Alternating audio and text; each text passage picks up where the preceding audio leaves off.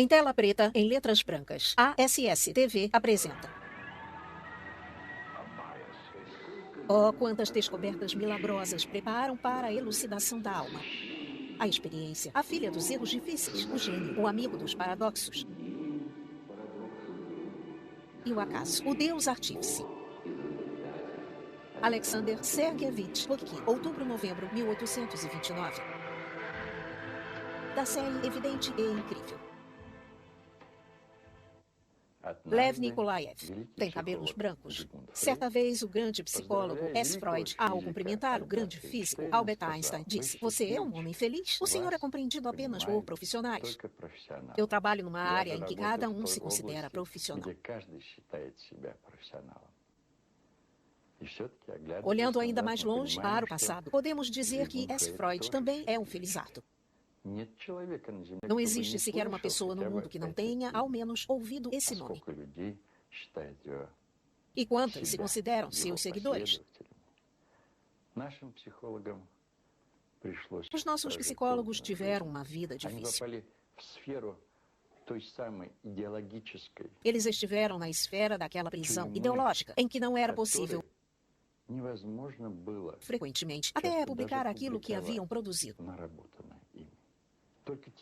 Apenas agora, olhando para trás, descobrimos que, juntamente com Freud, está uma figura que não é menos significativa.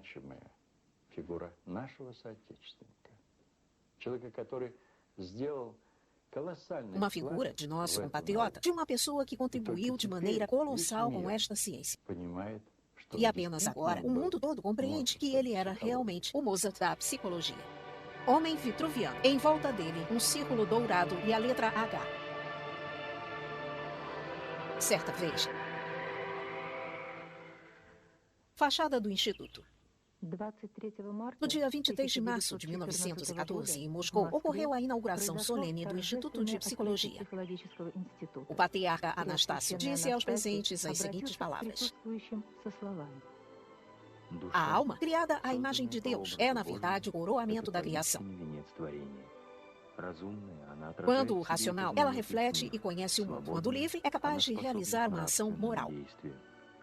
Por isso, não é estranho que a alma sempre atraiu os olhares atentos de sábios e cientistas. Um relógio de parede, o homem que mediu os mares e as terras, que calculou o movimento dos planetas celestes, abordou a alma também com medida e número. A alma como medida e número, em memória de Lev Vygotsky. Engrenagens do relógio. Mãos tiram um livro da estante. Zaporozhets foi meu professor, e ele sempre me dizia o seguinte: sabe, a psicologia soviética deve ser muito agradecida a você. Metade da psicologia infantil foi construída com base em você. Gita Liovna Vygotskaya, filha de Vygotsky, doutora em psicologia, guardiã dos arquivos científicos do pai. Eu acho que herdei muito pouco do meu pai, mas na verdade dizem que sou muito parecida com ele. Até mesmo suas colaboradoras, com quem também tive a felicidade de trabalhar, me chamam de Lev Semyonovich de Saias. Acho que herdei apenas o amor pela poesia e um péssimo senso de orientação no espaço. Medalha de Vygotsky. Acho que vai ser engraçado ouvir. Até hoje eu sonho com ele e frequentemente tenho um sonho em que digo a ele: eu sabia que viria, e nisso o sonho é interrompido.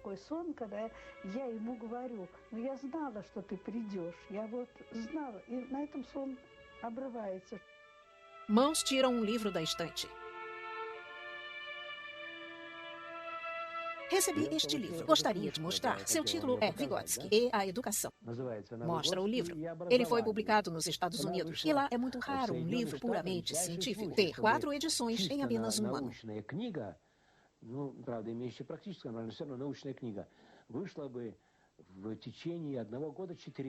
Mikhail Grigorievich Yaroshevsky, doutor em psicologia, autor de mais de 50 livros de história de psicologia. Nos anos 1940, eu estava na pós-graduação do Instituto Gertsen de Pedagogia de Leningrado e nunca havíamos ouvido a palavra Vygotsky. O sobrenome Vygotsky era terminantemente proibido de pronunciar. Mãos abrem um livro. Põe uma xícara com chá em frente à foto de Vygotsky.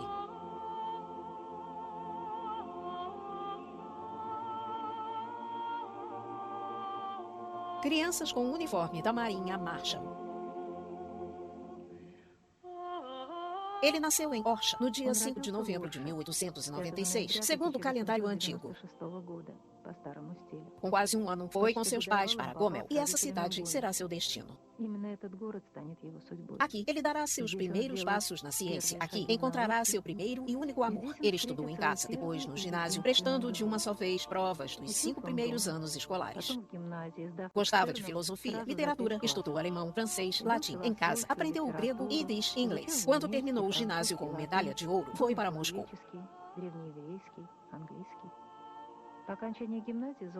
Rua movimentada de Moscou. Moscou o recebeu com uma inundação.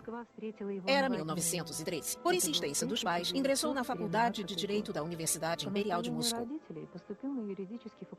Por ordem do coração, ingressou na Faculdade de História e Filosofia da Universidade Popular Chaniavsky. Ele conseguia acompanhar tudo. Não apenas participava das aulas nas duas faculdades concomitantemente, mas também não perdia nenhum espetáculo do Teatro Artístico de Moscou e do preferido Teatro da Câmara, dirigido por Tairov.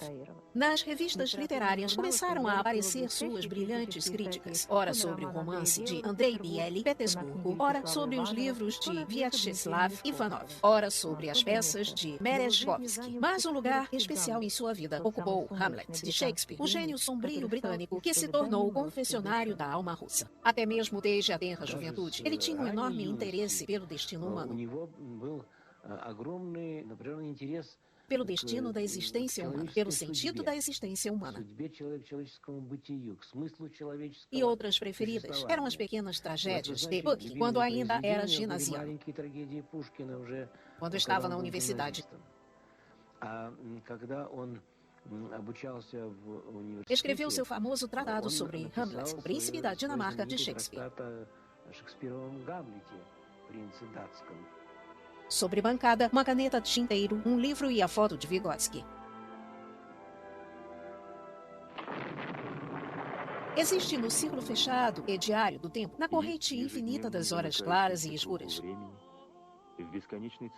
uma que é a mais nebulosa e indefinida, um limiar inatingível entre a noite e o dia. Antes da aurora, há uma hora quando a manhã chegou, mas ainda é noite. Multidão nas ruas. Nessa hora, tudo torna-se frágil e parece um pântano que ameaça com um abismo. É a hora mais triste e mística. Uma hora, assim, vivenciada, a alma durante a leitura da tragédia de Hamlet, príncipe da Dinamarca, a mais incompreensível e mais enigmática tragédia que pode uma vez e para a vida inteira ferir com uma dor de maravilhamento até então desconhecida.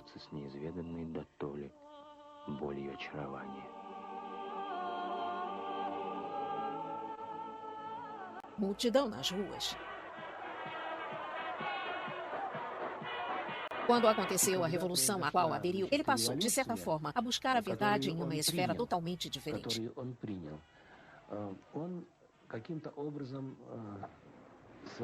As ideias pós-revolucionárias acenderam nele a certeza de que havia chegado a hora, de que não seria mais por meio da literatura.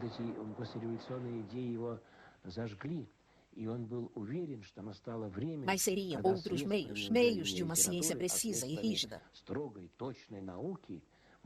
que seria possível transformar o homem e criar a imagem de um novo homem. O ano de 1917 não foi apenas de esperança. Era tempo de guerra civil, de fome e de destruição. Tempo de surto de tuberculose na família. Quando Vygotsky retoma a Gomel, tenta, durante um ano, salvar o irmão caçula de 12 anos. O tipo fatal de tuberculose leva ao fracasso de todos os esforços. O menino morre e logo depois morre de tifo. O segundo irmão e sua mãe adoece. Vygotsky procura trabalho e ele consegue apenas um cargo de professor numa escola. Dá aula de língua russa e literatura, lógica, estética, teoria da arte e introdução à filosofia. Mais tarde, na Escola Técnica de Pedagogia, ele organiza o gabinete de psicologia experimental. Elabora planos, cronogramas, começa seu trabalho científico e investigativo. Os primeiros resultados tornam-se as primeiras obras científicas. Com elas, Vygotsky viaja para Petrogrado, para o Congresso Russo de Psiconeurologia, e lá apresenta seu trabalho.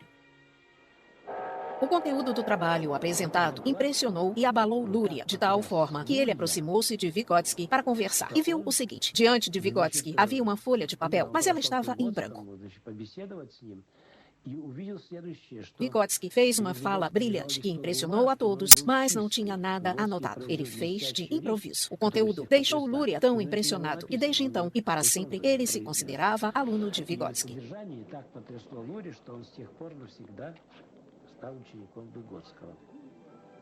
Naquele mesmo 1924, Vygotsky, um homem surpreendente, segundo a definição de Leontiev, foi convidado para o Instituto de Psicologia Experimental de Moscou e tornou-se líder da legendária troika Vygotsky, Leontiev e Luria. Resta apenas desvendar como um professor de Gomel, um jovem que não tinha uma formação profissional em psicologia, pôde logo ocupar uma posição de destaque nesta ciência.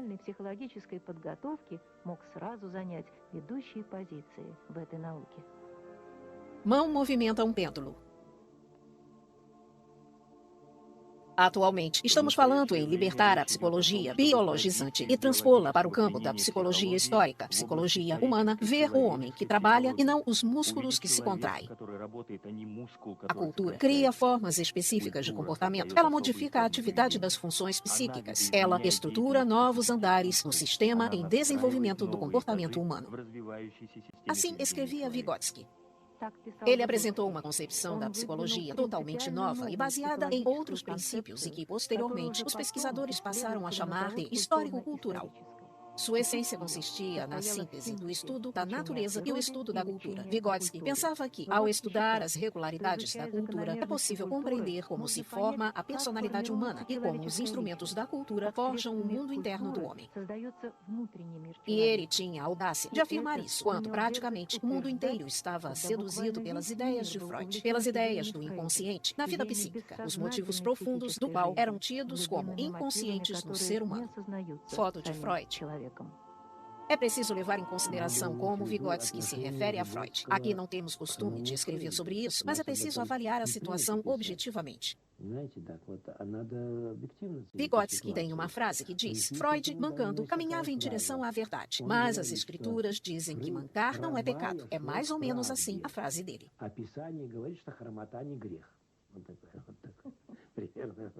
Ele contrapunha a sua psicologia à de Freud, de acordo com o seguinte princípio. Ele dizia que a psicologia de Freud era profunda e a nossa psicologia não seria profunda, e sim superior, pois estudamos o que é superior no ser humano, aquilo que é mais significativo, como agora dizem, o que é espiritual.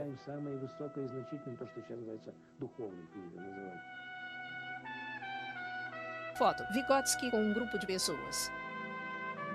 Vygotsky realmente era pessoa surpreendente. Advogado por formação, brilhante crítico literário, um homem que, durante a vida inteira, amou loucamente a poesia, o teatro, que escreveu sua tese de doutorado sobre a psicologia da arte.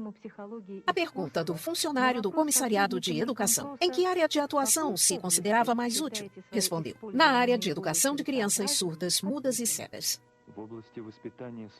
Animação: olho em movimento.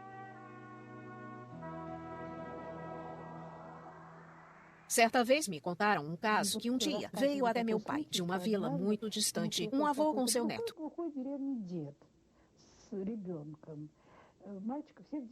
O menino na vila era considerado bobo, pois naquela época, se não fosse igual a todos, era bobo.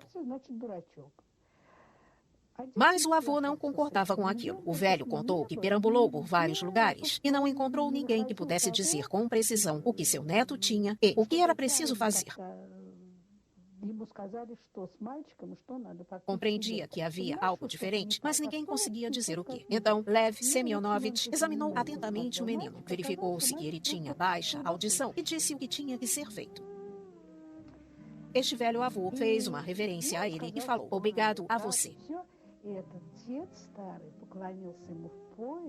Que é o mais importante. E tive em vários lugares, mas encontrei boas pessoas aqui. Obrigado por você ter compreendido meu neto e ser respeitoso comigo, um velho.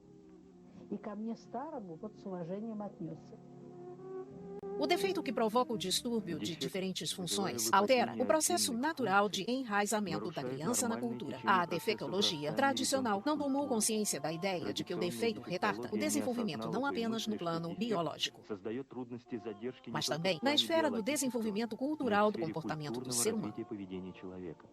Com seus trabalhos no campo da defeitologia, Vygotsky fez praticamente uma reviravolta nas tradições dessa ciência.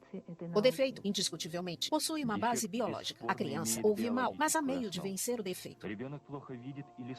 Ele precisa ser compensado socialmente, encontrar os caminhos de confluência e conseguir a substituição de certas funções naturais por outras. Isso é a alfa e ômega da educação da criança anormal, pois é isso que poderá tirá-la da condição de invalidez e abrir diante dela a verdadeira vida. Crianças nuas enfileiradas. Tomam banho.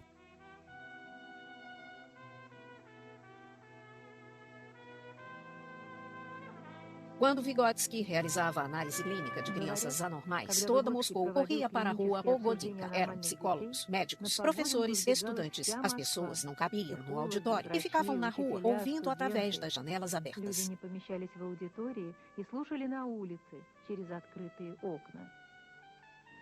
Minha mulher, que frequentou suas aulas, disse que ele sequer olhava para o auditório. Ficava apenas caminhando e pensando.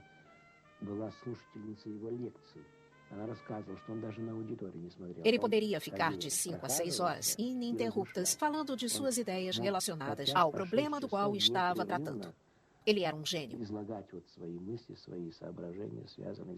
E todos os que tiveram a felicidade de conviver com ele afirmam unanimemente que ele era uma pessoa genial. Vygotsky tinha verdadeira paixão por pequenos blocos de anotação e pequenos pedaços de papel. Ele escreveu todos os seus trabalhos científicos, aproximadamente 200, sobre temas variados. Um deles, o problema do desenvolvimento, tornou-se principal.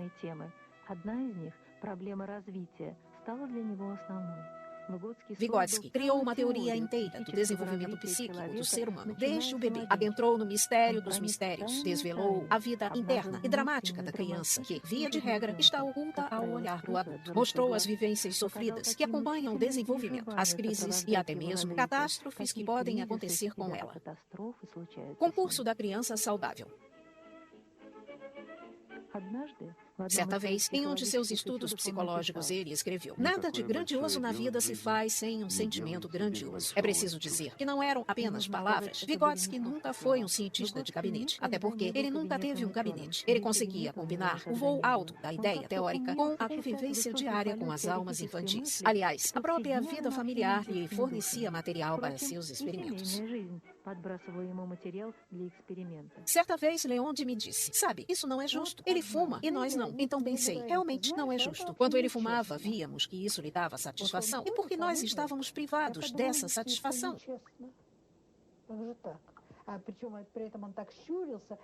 Logo que chegou, tirando suas galochas, eu me lembro bem disso. Me aproximei dele e questionei.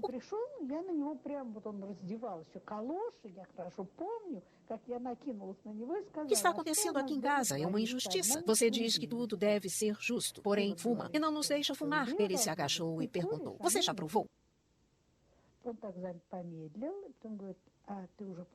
Eu disse não, mas Leônia aprovou. Quantos anos tinha Leônia? Ele era 2 anos mais velho do que eu. Eu tinha 6, ele 8. Então ele disse: está bem, vou comer algo e vamos fumar juntos. Ele comeu, preparou seu chá. Ele tinha paixão por chá e finalmente empurrou o copo. Pegou 3 cigarros. Deu um para mim, outro para Leônia e ficou com um. Mostrou como tinha que amassar o fumo, retirar o que idiote. Mostrou como amassar a parte de cima de papel. Colocou na boca e, consequentemente, nós também levamos à boca.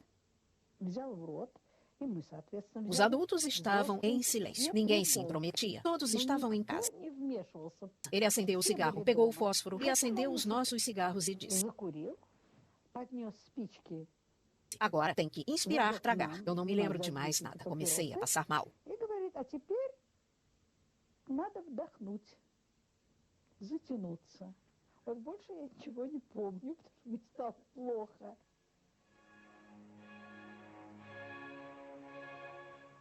A teoria histórico-cultural está apenas sendo criada e já provocou muitos malefícios ao campo psicológico teórico.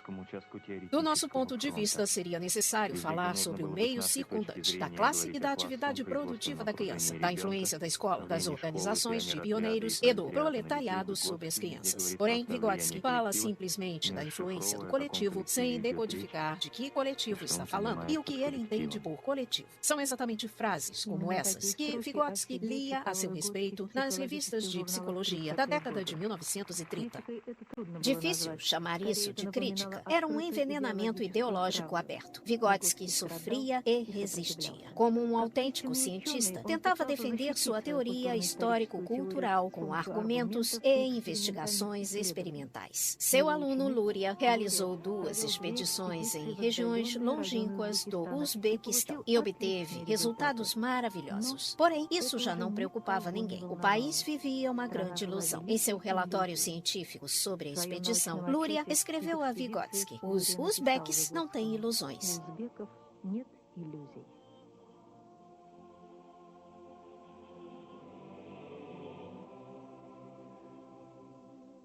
Era uma vida muito difícil e complexa, porque desde o início dos anos 1930, Vygotsky começou a ser acusado de diferentes deturpações ideológicas, ainda em vida. E, finalmente, um golpe aos estudos de Vygotsky e a sua herança foi a famosa resolução sobre a pedologia. Eu contei a vocês que Vygotsky trabalhava com crianças e elaborava a teoria do desenvolvimento infantil. Mas, em 4 de junho de 1936, foi publicada uma resolução ditada pessoalmente por Stalin sobre as deturpações pedológicas no sistema de Narkompros, Comissariado do Povo para Instrução. Com essa resolução sem precedentes, em um dia foi liquidada uma ciência inteira.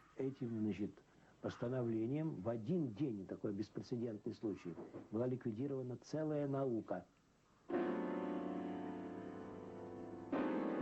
Dizem que Stalin ditou essa resolução depois de seu filho ter recebido notas baixas em testes psicológicos. Era 1936 e pela frente estava 1937. Stalin não precisava de nenhuma diferença individual. Vygotsky já não estava vivo e o golpe desferido a ele foi recebido por suas obras científicas. O nome de Vygotsky foi riscado da ciência soviética. Seus trabalhos não eram mais publicados e os que haviam sido anteriormente publicados foram colocados sob proteção especial e foram quase todos destruídos. Em 1962, a última obra de Vygotsky, o livro Pensamento e Fala, foi reconhecido como o livro do ano nos Estados Unidos. Na União Soviética, ele só seria publicado novamente 20 anos depois de sua morte. Seu livro, Psicologia da Arte, teve sua primeira edição 40 anos depois de ter sido escrito.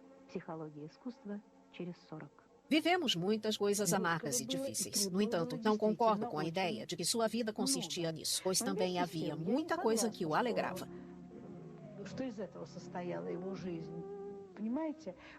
Primeiramente, ele podia ocupar-se da ciência que amava de paixão, e ele compreendia que tinha sucesso nesse campo.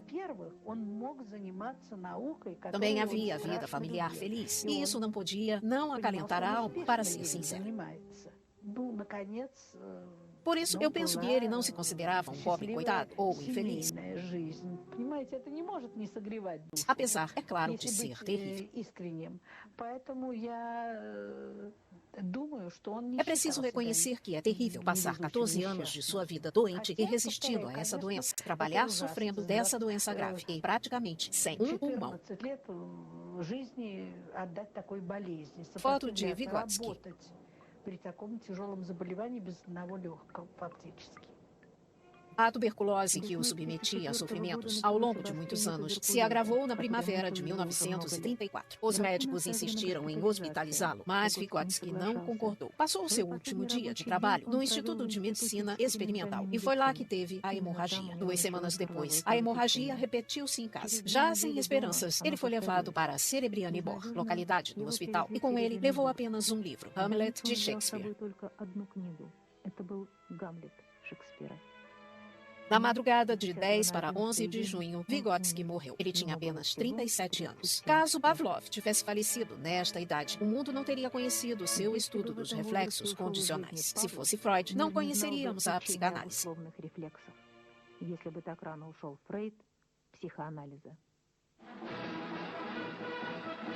Jovens estudantes entram em marcha em um estádio lotado.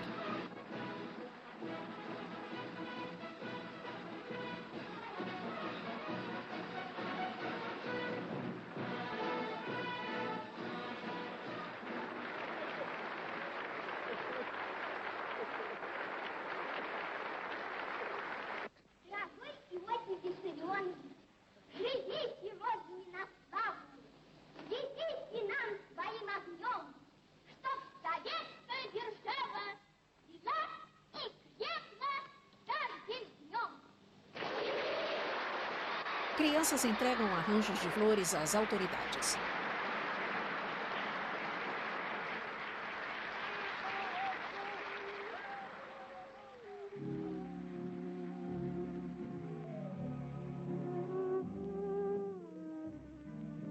Perto de nós, na praça Serpuhovskaya,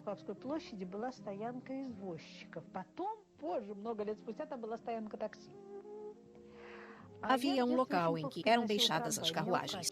Alguns anos mais tarde, passou a ser ocupado por um ponto de táxi. Ela caminha por uma calçada. Na infância, eu sempre enjoava ao andar em carruagens. Lembro-me muito bem como, sentados na carruagem, eu e meu pai ficávamos abraçados, minhas pernas cobertas por uma manta, conversando. Eu via a neve quando atravessávamos a ponte e chegávamos à rua Arbat, onde moravam as irmãs de minha mãe.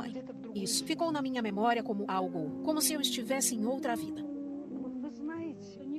Sabe, na minha vida toda, ninguém me entendeu tão bem como ele. Senti uma solidão verdadeira e autêntica, um dia após a morte do meu pai. Hamlet tocou as últimas profundezas do trágico.